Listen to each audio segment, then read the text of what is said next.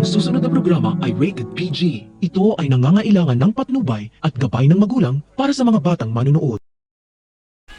Sa pagpasok ni Cheche bilang bagong kasambahay sa mansyon ng mga Torrecampo, may mahalagang papel pala siya na guguho sa perpektong mundo ng mga Torrecampo.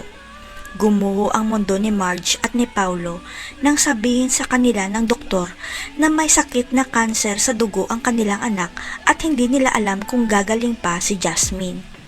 Wala namang choice si Paulo kundi ang mag-focus sa kumpanya nila kung nais niyang mapagamot si Jasmine dahil sa pressure ng daddy niya na mas mahalaga ang kikitain nila. Hanggang sa masaksihan ni Cheche ang paghihirap ni Marge sa anak niyang si Jasmine at gusto na sanang isiwalat ni Cheche ang katotohanan tungkol sa tunay nitong anak.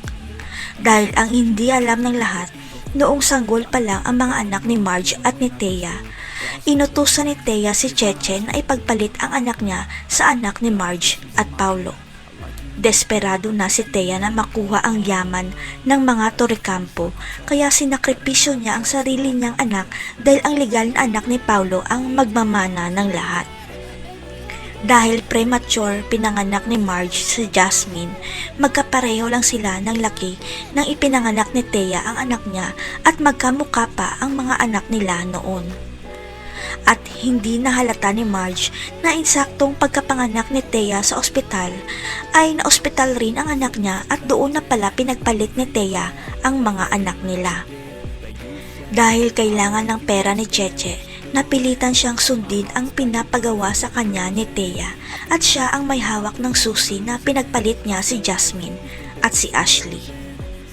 Hanggang sa unti-unting nakikita at nararamdaman ni Marge ang tunay na ugali ni Ashley na napakabait pala nitong bata na parang nagmana sa kanya at hindi kay Thea. Ito rin ang dahilan kaya parang hindi mahal ni Thea si Ashley at parang may concern pa siya kay Jasmine dahil alam niya kung sino talaga ang tunay niyang anak. Pinagpalit kaya ni Thea ang anak niya dahil alam niyang may sakit ito. Makaligtas pa kaya si Jasmine o tuluyan na siyang magpapaalam? Abangan. I can feel the sweat.